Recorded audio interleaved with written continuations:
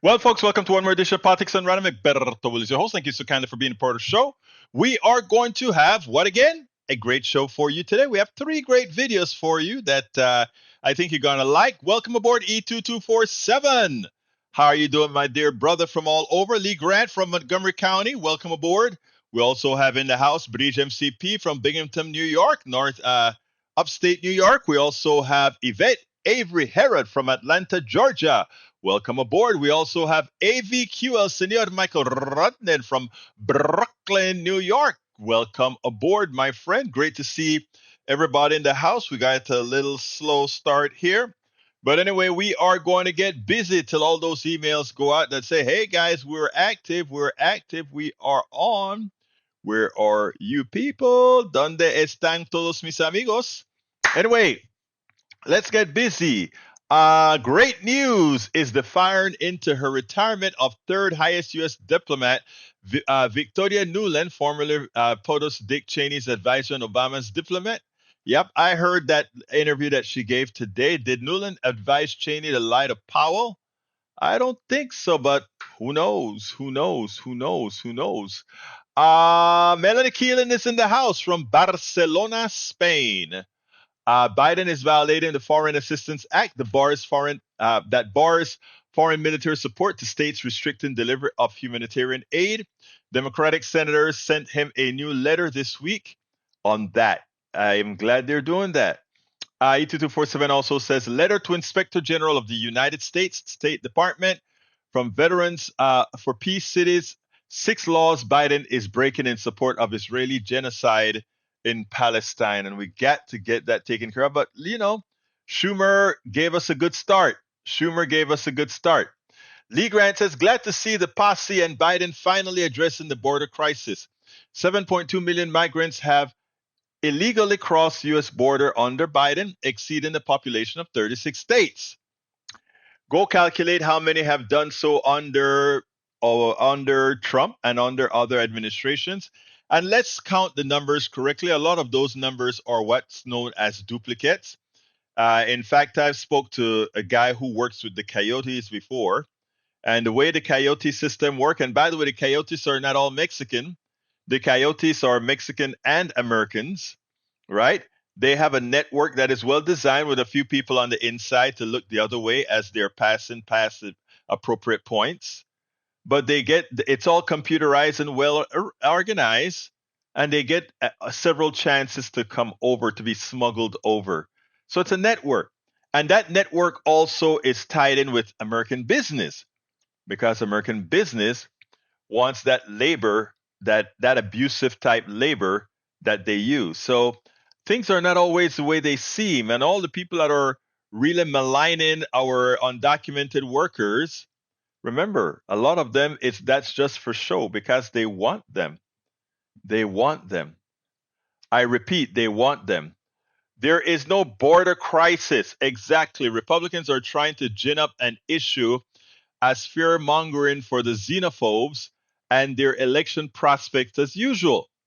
Republicans could have passed the bipartisan Southern Border Defense Bill, but Trump said no. And why did Trump say no? Trump said no because he doesn't want Biden to have a successful issue. So that's where we are, people. That's where we are. Anyway, let's see what else is there. TikTok. It looks like there are so many calls that these senators are getting, and they're realizing the power of crowdsourcing, that now they're slowing down this process to have TikTok taken over or have TikTok shut down. Look, they should have been honest up front. Let's be clear here. We can't run Facebook. We can't run Instagram and all these things in China, right?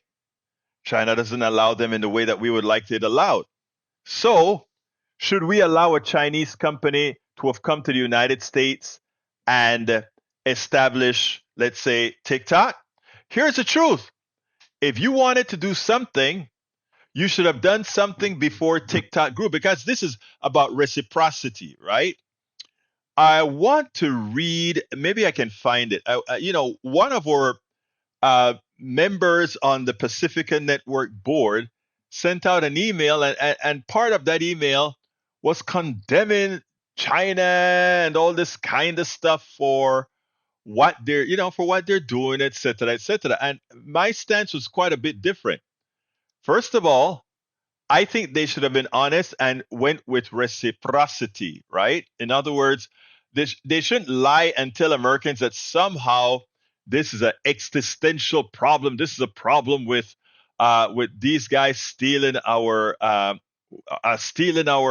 people's data, etc. It's not true. It simply is not true. That's not really the problem. So what I did as an answer is I said the following. This is what I said, and it went like this. We have covered and continue to cover TikTok, the Gaza genocide, and many other topics on our various talk shows at KPFT. Moreover, in my coverage, I included articles and newsletters that I write throughout the internet and social media. Our KPFT programs are on audio port for all to see. Our blogging and social media platforms, the work is already being done and free for everyone to use. So all the work we do on TikTok and everything else, free for everyone to use. By the way, the TikTok narrative and congressional vote is all wrong. It has nothing to do with national security, but reciprocity. The national security angles show that few have the technical knowledge of how the internet works. China does not need TikTok either get our personal information or to mislead us. Our capitalist platforms have always been willing to sell our souls for the mighty dollar. They can buy all the information on the open market and control us by paying the capitalists for ads of all forms to deceive us all. The reciprocity angle makes more sense and is actually honest. We can't operate Facebook and Instagram, etc., unfettered in China. So why did we allow access to our markets in the first place? Now, millions have established thriving businesses and business models on TikTok, and we are going to kill those businesses for our capitalists profiting in the back end on TikTok. And now, like parasites, the capitalists want to force a sale under false pretenses. It is sad, and these are reasons we are not respected throughout the world, because we say one thing and we behave otherwise. Now, let's be clear. TikTok technically is much better than all other platforms. And what do we want to do? What had always been done. We want to conquer TikTok by force. Think about that. We want to conquer TikTok by force. All right, Michael Rudden says, TikTok again? All social media platforms sell their collected data to third-party vendors. That data is then being collected, is being sold and resold, including to rival nations. Thank you. You're a smart man. It's saying that if China owns TikTok, they get our info for free rather than paying a small service fee. Is that serious to the argument, though? Does it really matter if the company is American or Chinese? The social media companies would still sell your data to third parties, which would then resell your data to China or whatever other country was interested. ProPublica from 2012. Yes, companies are harvesting and selling your Facebook profile, personal details from your internet profile, from your professional history to how many friends you have are being collected, analyzed, and sold. Michael Rudnin, now you see why you're a cherished member of the PDR posse, because that nails it. And that is another way of saying exactly what I wrote to our board members who said, we need to cover TikTok and China is really trying to get over us. No, China doesn't need TikTok. TikTok is, doesn't need it. Doesn't need it. Bridge MCP says the following. Representative Matt Gaetz subpoenaed in defamation suit by woman he allegedly had sex with as a minor. Gaetz could be asked under oath about the allegations involving a minor. Snippet. Florida Representative Matt Gaetz on Thursday was served a subpoena to sit for the deposition in a civil lawsuit that involves allegations that he had sex with a 17-year-old girl. Sources tell ABC News as part of the suit brought by a friend of the congressman against the young woman and others. Gaetz was issued the subpoena, which has not been previously reported, by attorneys representing the woman who is now in her 20s and was at the center of a years-long investigation by the Justice Department into allegations that the Florida congressman had sex with her when she was a minor, sources say. Folks, give us a call if you want to talk as well. 281-823-7747. 281-823-7747. And joining us a little bit late is our one and only good friend from Long Beach. Good afternoon, everyone, according to Maywood. I think it is time for us to go ahead and start our first video with Chuck Schumer. I think you're going to like what he has to say. We think he needs to go quite a bit further, but he hasn't. Alistair Waters is in the house. She says, "Hey, y'all, listening today. Let's go to the video, and then we'll take it on the other side." One has to ask, why did it take so long?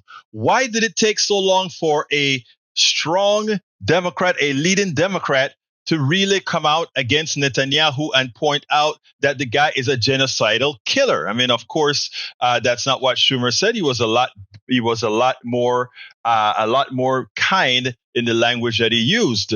But you have to call these people out, not after 30-something thousand dead people, because while you are trying to be nice to a genocidal crook, Netanyahu, you are allowing your bombs to kill thousands.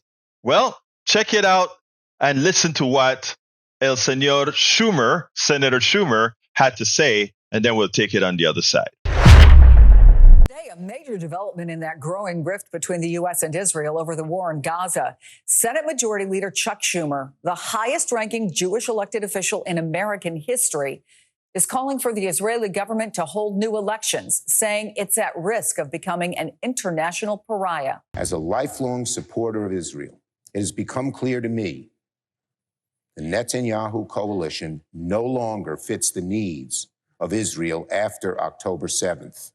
The world has changed radically since then, and the Israeli people are being stifled right now by a governing vision that is stuck in the past. President Biden has become, I would say, increasingly vocal about his frustration with Prime Minister Netanyahu, but Leader Schumer definitely goes beyond what we have heard before. What can you tell us? Yeah, it's very significant, Chris, possibly even an inflection point in U.S.-Israel relations. Remember who we're talking about here. It's not only the Senate Majority Leader, not only the most prominent Jewish elected official in the United States, that Schumer is also one of the most prominent pro-Israel Democrats going back years. He's an ardent supporter of Israel's right to exist as a Jewish state, but he believes all of that is now in jeopardy because, in his view, Netanyahu's actions are stripping away the global support Israel needs to continue surviving. Take a listen to some more of what Schumer had to say. Also believe Prime Minister Netanyahu has lost his way by allowing his political survival to take the precedence over the best interests of Israel. He has shown zero interest in doing the courageous and visionary work required to pave the way for peace, even before this present conflict. Israel cannot survive if it becomes a pariah. Schumer identified 4 different culprits for the situation in the Middle East, including Hamas and the people who support Hamas. He called out Palestinian leader Mahmoud Abbas as one of them. He said right-wing radical Israelis in government and society are also to blame, and of course, Prime Minister Netanyahu. Now, reaction is coming in. We heard from Republicans, including the top Republican Senator Mitch McConnell, who said it was grotesque and hypocritical for Americans who talk about democracy at home to try to interfere in a democratically elected foreign leader. Progressives as well say they agree with Schumer that Netanyahu is an extremist, but that this is not enough. In their view, the U.S. needs to use its leverage by withholding aid and weapons to Israel unless it changes course. Now, finally, Chris, the context. We are in an election year. President Biden is trying to engage young voters and progressive voters who are deeply unhappy about the situation in the Middle East and the fact that the U.S. has been unconditionally supporting Israel. President Biden has been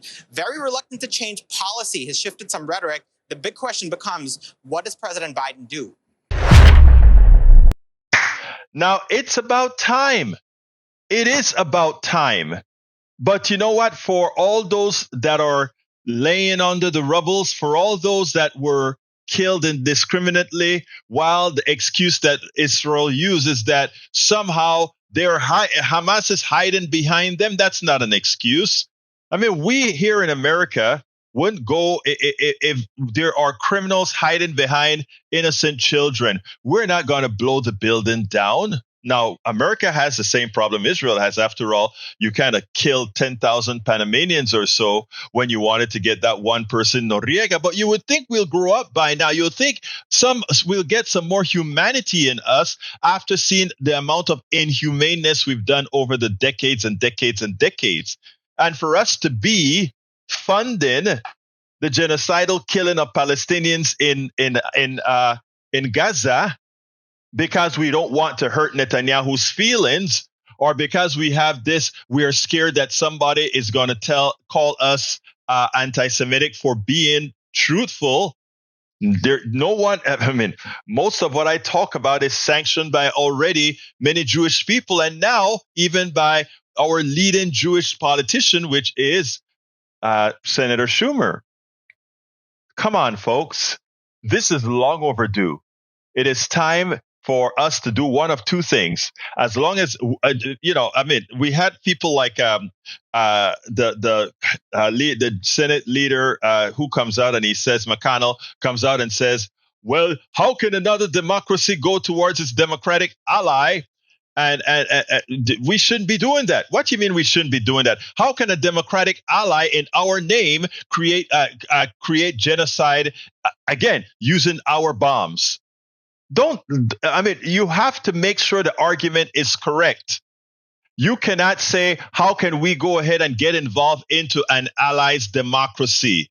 Well, that ally has got involved into our democracy by effecting a genocide on a people, and have our politicians, meaning Biden, the potential of losing an election because we are supporting the murder, the genocidal attacks on some of our own constituents, the families of some of our own constituents. Come on, who is really doing the wrong thing here? Who is the humane person here? Who is the one searching and seeking out the humane thing to do? Schumer needs to go a lot further. Schumer needs to say, we're not passing any bills out here while Netanyahu is the prime minister. Take it or leave it. You want Netanyahu as your prime minister? That's fine. Go fight your battle. You want to have a sensible, humane prime minister? Then we'll help you go ahead with our arms. Otherwise, c'est la vie. All right, Michael Rodden says, Egberto, do you think this call for a new election has any teeth to it, or just hot air? It has teeth in this regards. The people around Netanyahu, meaning the people who would challenge Netanyahu, would actually see that as a green light from the United States that just maybe they are going to start cracking down on Netanyahu, and it also gives them permission to go ahead and start the process of getting rid of this genocidal killer. But again, what it says is it's more a message to the Israeli leadership, the Israeli intelligentsia, if you will, that more than likely what we have is Schumer challenging the president. If you notice, the president has not come out and say, "Oh, I disagree with Schumer. We shouldn't get involved into the politics of another country." Well, actually, we are involved in the politics of another country, and that country is actually involved in our politics in that they're using our bombs for genocide, which is then potentially causes us to lose the votes for Biden in Michigan and other places. So no, let's be frank here. He needs to clean it up. Diggs BTW14, welcome. He says, hey, what's up? Well, I'm going to say to Diggs, hey, what's up? 82247 is in the house as well. All right. We also have, Bridge says, before Bridge, let's see. Can we do that? Yeah, we can. We're the United States. We can do anything. I mean, that's not necessarily right, but we can do anything, Michael Rattner. Call for a new election in a foreign land. We do it all the time. In fact, at least with Israel, we're calling for a new election. In Panama, in Haiti, in Nicaragua. We will, if we don't like what the people are doing, we just go in and we cause a new election. We blow the heads off of a few people and we make things happen. Hey, we're the big bad bullies, man. I'm not saying that's a good thing. I'm just saying history is there that says yes, we would.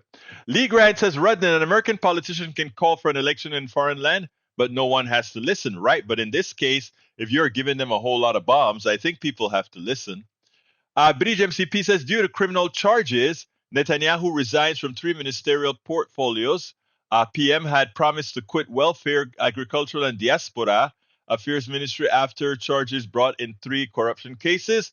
New ministers likely to be appointed Sunday 2020. That is actually, I think, old news, right? But not only that, Netanyahu, yes, was in power before. He lost, then he came back in power. I don't know what it is that this guy has. Okay, strength and violence, huh, Egberto? Yep. But we're not gonna do that in Israel. Thank you. You know, we can do those killings on a certain group of people. Other people, we don't quite do it that way. Only with some would we do it that way. So we got to remember that. Anyway, folks, if anybody wants to give me a call at 281-823-7747. I'd like more people to call into this show like we do in the mornings at KPFT. So give us a call.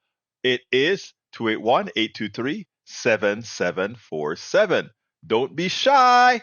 Give us a call. We always like to hear from your voices. One more time, 281. What is the other numbers again? 823-7747. Anybody wants to call in? We're all waiting for your calls. Anyway, got another video to show. If no calls come in the next minute, I will go for the next video. It's only about just under 3 minutes long. Actually, it's about 2 minutes and 20-something seconds long. But it's a worthwhile video on Fox News and crime. So let's go ahead and do that now, and then we'll take it on the other side. Fox News continue to scare America. Oh my God, migrant crime. Oh my God, the crime rate is zooming up. Oh my God, the Biden administration is creating the environment for a lot of crime. Well, I think they have the wrong administration. It is under Donald Trump where crime went through the roof. But again, nobody talks about it. And Democrats during that period did not accentuate the reality that crime was going up during Donald Trump's reign. But it is definitely coming down during Biden's reign. Let's take a look at this, and then we'll take it on the other side. Crime is beginning to spiral out of control. There's a migrant crime spree killing Americans. Migrant crime wave, the migrant crime crisis, the migrant crime, the growing immigrant crime crisis. Every third day, there's a story about some sort of migrant crime. For many, many months, we have all heard about crime sweeping the nation. Migrants and a surge at the border are all to blame. But here's the truth. Migrant crime is not on the rise. Neither is crime overall. In fact, despite what some at Fox News and the right and Republican lawmakers want you to think, the opposite is happening. We're going to show you the numbers because crime is dropping and it's dropping fast. Last year, violent crime dropped 8%. Property crime fell to its lowest level in more than 60 years. And murders plunged at one of the fastest rates of decline ever. But all that manufactured outrage has left Americans with very real fear. Now, folks, it is time for us to stop being gullible. Now, folks, it is time for us to stop believing the lies that people tell us over and over and over again. It is time for us to use our minds. It's time for us to start getting our information from places we can trust. It is time. Otherwise, the lies that are being told will not affect those who are telling the lies, but it'll affect you. It'll have you making the wrong decisions, and in the process hurting your economic well-being, your health well-being, your education well-being, and everything that you need to make your life satisfying. We spend a lot of time deconstructing the news, trying to parse it into a form that everybody can understand. We try to find those little nitpicks where it flies above the fray, etc. If you really like these videos that we do, I want to ask a big favor. Please go ahead, number 1, subscribe to our channel, and number 2, please join if you can. Thank you so kindly for watching. Keep watching. Please remember to share. We must populate the entire internet with our progressive message, a message that we know is what most Americans say that they want. So help us, please join. Absolutely join us, join us, join us, join us, join us. All right, continue. Let's see. Michael says strength and violence. Oh, Egberto, yeah, but we're not going to do that to Israel. No, we won't. E2247 says he can be pushed. Otherwise, Schumer would not have squawked today. I agree. Let's see, not calling again. LOL. You can call anytime. I love to hear your voice. 281-823-7747. You may actually start a catalyst of more people calling in. All right. Melanie Keelan says to Breach, you've got a lot to say. Yes, she does. All right. Michael Ronan said there are occasional stories. Yes, but it's statistical trend. Anecdotes are not data. Exactly. Anecdotes are not data. And that's why we have to use anecdotes and data in the way they should be used. All right, anecdotes. We can use anecdotes to qualify data, but we can't qualify data. Or rather, we can use anecdotes to qualify data, right? Or rather, let me back up. We can use data to qualify anecdotes. We can't use anecdotes to qualify data. That's, what am I? I'm going crazy sometimes. All right. Michael says, right-wing bubble makes example of every instance. They keep ginning up outrage from xenophobes. But he says the right just pushes fear, fear, fear, and it works. Yes, it does. Eric K just joined the house. He just joined the house. Let's see. Eric K says data was not all true last week in State of the Union. Really? Please tell me what data was wrong in the State of the Union. That's what I love when, people who would try to fact check Biden, right? But by the same token, they just let Donald Trump slide with outright lies. Biden may color a few things and make the statistics a little bit more. Let me give an example, right? Biden would say, I created 15 million jobs, right? And that's true. If the data says that since he's been in office, that's what has occurred.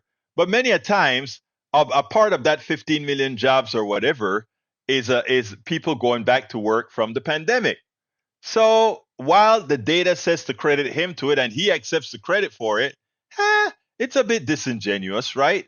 So that is a kind of leeway that Biden took in his speech in certain areas. But Trump outright lies. He simply lied. The data doesn't matter for Trump. Trump lies doesn't even have a semblance of correlation with the data. And if you doubt me, let's go ahead and play the last video. You're going to see exactly what I'm talking about. It's going to be a very, very long election season.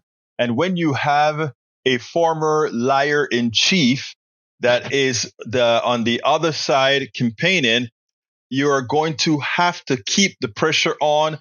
And for every lie that he tells, you got to correct it. You got to show the actual data. And after you show that, you have to go ahead and show why it matters to the people, not only the people that's in your echo chamber, but the people throughout America. Let's listen to this, and then we'll take it on the other side. Trump has been sticking to familiar attack lines about President Biden. Joining us now with a fact check is former Treasury official and Morning Joe economic analyst Steve Rattner. He's got it all in charts. With the issue of crime, take a look. We are a nation where free speech is no longer allowed and where crime is rampant and out of control like never, ever before. He's always going with the carnage, Steve. Is it true? No, crime is not out of control like it's ever been before. And in fact, crime is actually continuing to drop under President Biden. So let's take a look at violent crime. This is per 100,000 people in relationship to our size of our population. And you can see that violent crime actually since 2020 has dropped by 15%. 339 violent crimes per 100,000 people. It's below any place it was during during the Trump administration, and it's had this huge drop in 2023. The same is basically true of property crime. This is people robbing homes and things of that like, down 7%, 1,830 per 100,000 people. So this is a complete fiction that crime is up under the Biden administration. There are different areas of the country experiencing different things, and a mixture of crime and homelessness is very personal to people in their neighborhoods. But again, you can't deny the data and the trends that we're seeing. There's also Donald Trump's false claims when it comes to President Biden's energy policy. Listen. On day one of our new administration, we will end Biden's nation-wrecking war on American energy. He's wrecking the energy business. Steve Rattner, again, what are the facts? We have had record energy production under the Biden administration. This combines nuclear, fossil fuels, and renewables. And you can see here that we have never had energy production this high. And then the other thing that he says is that he's going to make us energy independent again. Well, the fact is we are energy independent. We've been energy independent now for 5 years. And in fact, our energy exports, mostly oil, but also some natural gas, hit a record last year. So in fact, America we produced more oil than any country in the world has ever produced in history. He talks a lot about the economy and how it was better under him, and also attempting to rewrite history on the deficit and debt. Listen. We were going to pay off debt. We were going to reduce taxes further. We gave you the biggest tax cut in the history of our country, bigger than the Ronald Reagan tax cut. The actual numbers show something very different, right, Steve? Yeah, he did give us a big tax cut. That part is true. But what it did was it actually increased the deficit. So when he says that we were on track to pay off the debt, look what happened to the deficit even before COVID. Even before COVID, because of his tax cut, the deficit was going up, up, up. And then, of course, COVID hit. And under Biden, he's actually brought it down, and in his new proposed budget, he would bring it down further. And so because of that huge deficit, when he talks also about how he was going to pay off the debt during his first term, he in fact added more debt than any other president in history. Some of it, yes, was COVID, $3.6 trillion. But there was also $5 trillion of debt that had nothing to do with COVID. And Trump signed a whole series of spending bills that increased our spending by over $2.5 trillion. So the idea that he was a president that was going to attack the deficit and debt problem is actually completely false. And Steve, when President Biden put out this week his projected budget, there was a lot of pearl clutching from Republicans about adding to the deficit when they were completely silent for the most part, as Donald Trump added $8 trillion to the deficit. The chart directly behind you on the war on energy, the one you talked about a minute ago, Donald Trump has been posting drill, baby, drill quite a bit lately. Is it fair to say that sounds more like an endorsement of what Joe Biden's doing right now? Yeah, this drill, baby, drill stuff I find astonishing because obviously you only get record energy production by drilling, and we have been drilling. Obviously, there are concerns about fossil fuels. We need to transition away from them. But for now, we need them. And the idea that Biden has been anti-energy or somehow curtailed our drilling is completely belied by the fact that we are producing record amounts of oil and natural gas. The only problem I see here, and this is not a joke, is that we could do our entire 4-hour show fact-checking everything Donald Trump says, and we would not even scratch the surface. That's the problem that we're confronting in this election and for this country moving forward. Steve Rattner did an exceptional job in the way he simply debunked these specific lies by Donald Trump. It is something that we have to do over and over again. It is something that we can't wait for Trump to just do it, but we got to keep the people educated that the charlatan that is Donald Trump we cannot give this guy a break because he lies he has no shame. And as such, he doesn't care if you know that he's lying. He hopes that by continually lying, you will actually believe that there is something to what he's saying. There's not. He's a liar, and the leaders of the Republican Party are liars. And the problem is they are a clear and present danger for the entire country because you cannot build a foundation on lies. You cannot build something sustainable on lies because you're building on something that's non-existent.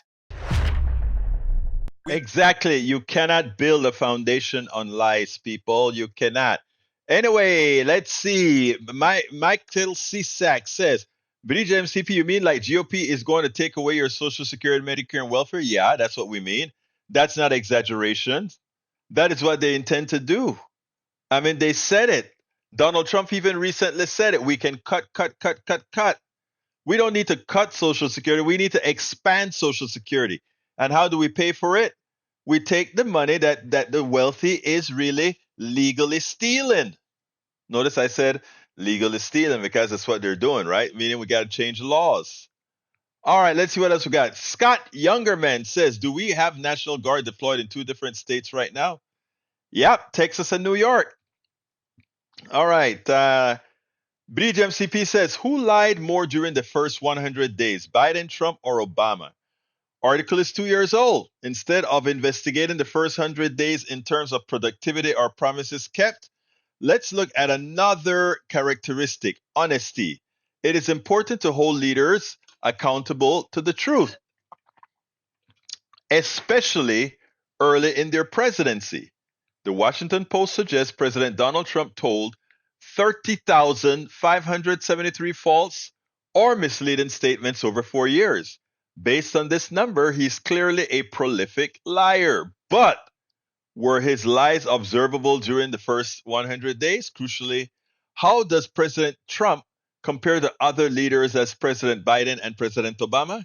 I collected data from PolitiFact, a nonprofit site that fact checks politicians and other personalities. PolitiFact has consistent standards across politicians. They fact check and will review statements that are verifiable, give a false impression, or significant to the public, are likely to be shared, and are likely to be questioned by others. PolitiFact's categories statement into one of 6 groups. In his first 100 days, President Trump had 29 statements assessed by PolitiFact, 17 false compared to 12 statements from President Obama and 4 statements from President Biden. As a raw count, Trump told more falsehoods than Biden and Obama combined. It is amazing, isn't it? Lee Grant says, I wonder if having fewer cops affects the accuracy of crime states. No, I don't see why it would. Bring deficits down to $35 trillion. What are you saying, Eric? Your guy put more amount in that small amount of time than anybody else. Michael Rene says Trump's tax cuts mostly benefited the wealthy, but it's deeper. I'm going to continue reading it, Michael, but here's the deal. Trump's tax cuts for the wealthy was permanent. His tax cut for we the people was temporary. Think about that. Tax cuts for we the people, temporary. Tax cuts for the wealthy, permanent. Remember that. It's a point that used to be front and center. Now they are focused on skyrocketing national debt, something that conservatives care about, but they'll never blame Trump for it. But they never really cared about it. Even their Lord Jesus Christ, El Señor Reagan. Even Reagan was spending like a drunken sailor. Take a look at the stats. I wrote it in my book, As I See It, Class Warfare, the Only Resort to Right-Wing Doom. In that book, I went ahead and I compared Obama, Bush, Bush again, Reagan, Carter. And you can see how bad Reagan really was, both fiscally and otherwise.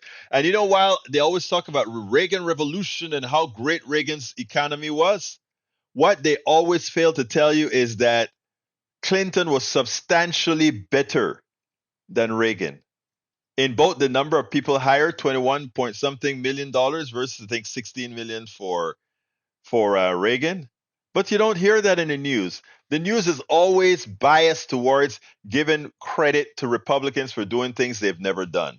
But hey, that's how we live, right? Michael Rattner says Trump lied 30,000 plus times when in office and failed fact check that than all previous presidents combined. Trump is a pathological liar, but again, conservatives don't seem to care as if we were living in a post-truth world. We are living in a post-truth world, especially since we have AI now that unless you can discern yourself, AI will fool you. All right? Okay, let's continue reading. Let's see what else we got here. Lee Grant says crime is up big in New York City subway. That's why Hot Jill called in a National Guard. Yeah, she called it in to make sure and clean it up because right now there's a whole lot of, yeah, it's fine. But I think it's fine. Representative from E2247. Representatives and senators really don't want to hear what you got to say. They really do call your rep today. Vote for resolution 1060. What's 1016? I know it. I just don't, what can I say? Anyway, Bridge MCP said, Lee, it's not big. According to the amount of people just making sure it stays low. 8 million people live there. And 8 million people, and they just activated I think it was 750 National Guards people. Hey guys, I am sleepy. I've got my 3 videos done. So unless somebody calls in or somebody keeps the chat going with something for me to bring additional information to, we will check out early. So I would love to hear people call in 713, or rather 281-823-7747. I'll try one more time. 281-823-7747. Call in if you have anything that you want to add. Bridge MCP said Egberto's update on Linda. Linda is in a lot of pain. She is in a lot of pain. The shingles, she has lupus. So the shingle really affects her more than it affects most people. So that nerve pain on the right side of her face and jaw and head, it's murderous. So we are giving her a lot of, they gave her gabapentin, I think it's called. Let me answer this here. Let's see. That's not a call. Anyway, folks, give us a call. 281-823-7747. Michael says, looks like both of us need to check out a few minutes early. I am so... Look, I've been gabapentin. Oh, wow. Lee Grant, how do you know about that, Lee Grant? It's for nerve pain. Could you tell me how you know about that? Eric Hayes says 452 billion costs per year to pay for outgirls coming. I don't know what that is. All right.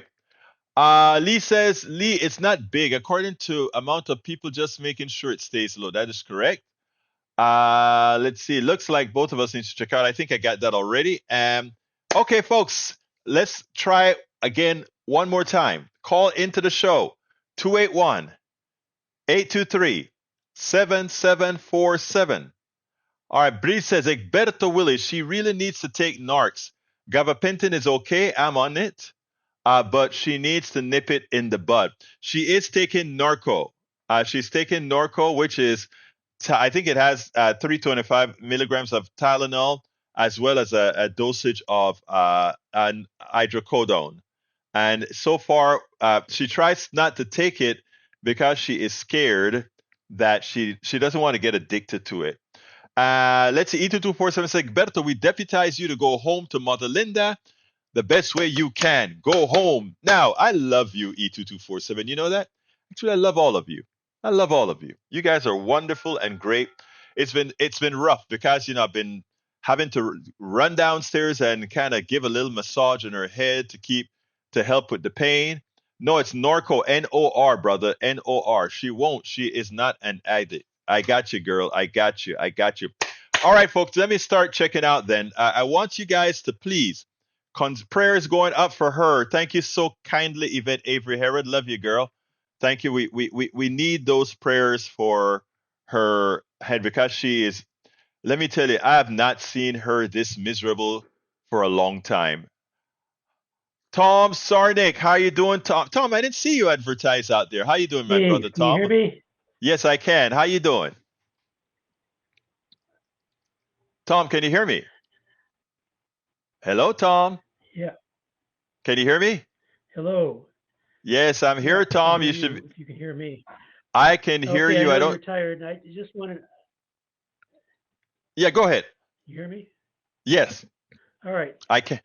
I sent you an email today about the prior authorization article in the New York Times. I don't know if you saw that. It's a real good I video. You I might want to haven't use seen it it yet. I haven't seen it, but I'll go. I'll definitely go look for it. because it addresses a lot of the issues that you cover about healthcare and I was thinking about what you said the other day about the importance of an advocate, and I would remind everybody that if you have a loved one that goes in urgent care or into the hospital, make sure that person has an advocate with them as much as possible, if not all the time, at least most of the time, because I'm telling you, there's so many things going on in the bureaucracy of the hospital and the insurance company that make it almost impossible for people to get adequate care. And this article in the New York Times that came out today, it's on prior authorization.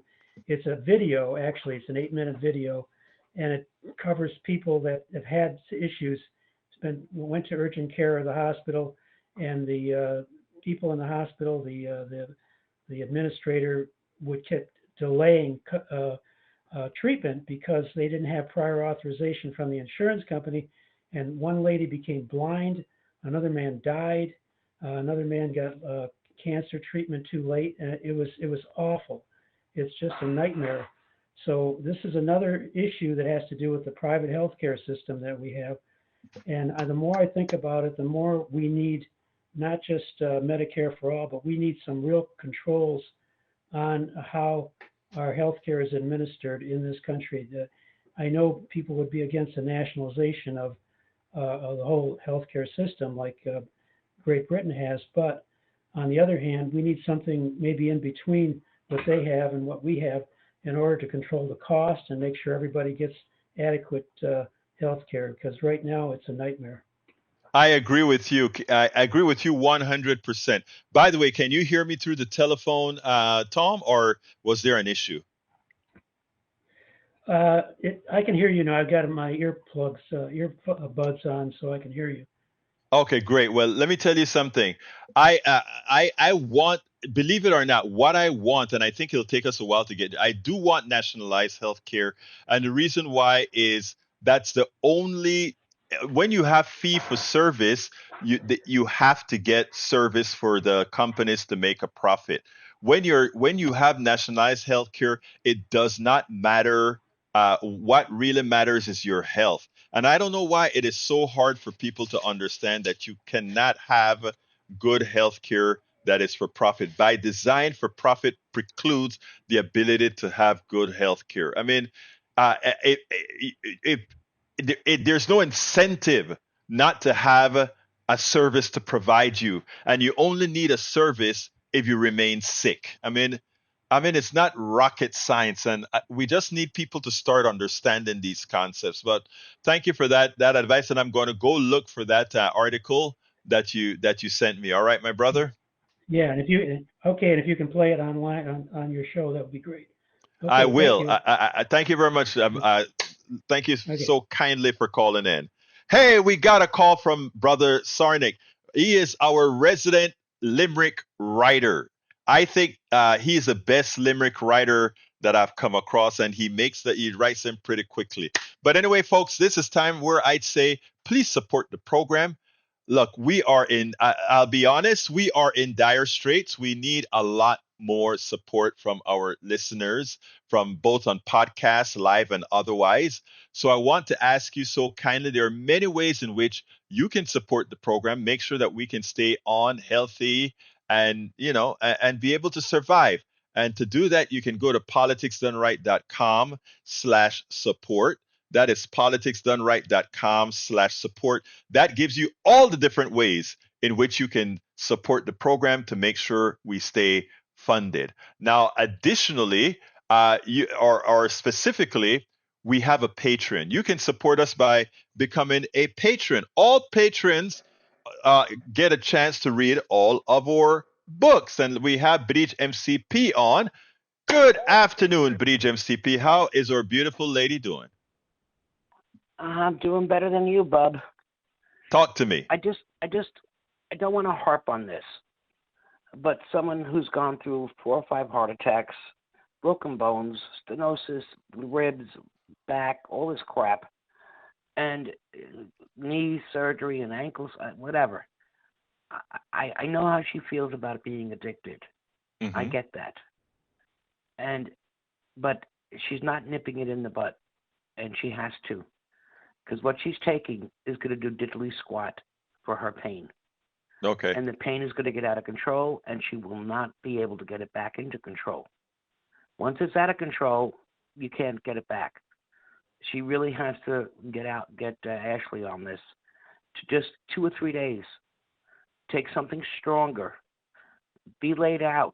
It doesn't matter. It'll relax her. It'll put her at ease. She has loved ones around her. And once that happens, she can go back to what she's doing. I just need you. I need her to hear that. As soon as I get off of the show, I'm going to her and tell her, nurse, Bridge MCP says this, okay? So as soon as I get off, that's what we're going to do, okay? Because I still have Oxycontin from 10 years ago. Wow. I mean, I used it. I was off it. That was it. I was done. Okay, I still have it. I just saved it because, just whatever. But I want to keep you. I know you're tired. Well, look, Bridge, I'm going to do that. Thank you so kindly, sis. All right? All right. Say hi to everybody. Prayers. I will do that. Thank you, babe. Anyway, folks, support the program. How can you support the program? Go and support us on Patreon. That's politicsdoneright.com/Patreon. If you support us on Patreon, remember, you will get access to all our books as well at our website. If you support us via our newsletter, politicsdoneright.com/newsletter, you can read all our books on the Substack platform. So we have a lot of ways that we say it's an interchange, right? Support us at our newsletter. You can read all our books online. Support us at our Patreon. You can read all our books on our website. It's a win-win situation, and you help us move forward. So politicsdoneright.com/Patreon, politicsdoneright.com/newsletter. There are a lot of other ways that you can support us. Just go to politicsdoneright.com/support, and that has all the other options. And by the way, my book is shipping now. Tribulations of an Afro-Latino Caribbean Man. I tell you, I don't care who you are. I don't care what race you are or whatever. I guarantee you that when you see some of the things that I lived through as a Afro-Latino Caribbean man here in the States, you'll say, wow. And he still smiles, and he still feels the way he does, and he still loves this great country, and he still loves all the people in this great country. Go get the book, Tribulations of an Afro-Latino Caribbean Man. Racism Didn't Stop My Smile, Hope, or Journey. It's just a pleasant book. I guarantee you, just tells a story, several stories actually. So please go ahead and get the book. How can you get the book? You can get the book by simply going to politicsdoneright.com/books. So please go ahead and do that, and you'll help this program grow. So again, either go to our Patreon, our newsletter, our all-around support, or get our books. That is how we can continue doing this right now. My name is Egberto Willies. This is Politics Done Right, and you guys know how I end this baby. I am what? Out!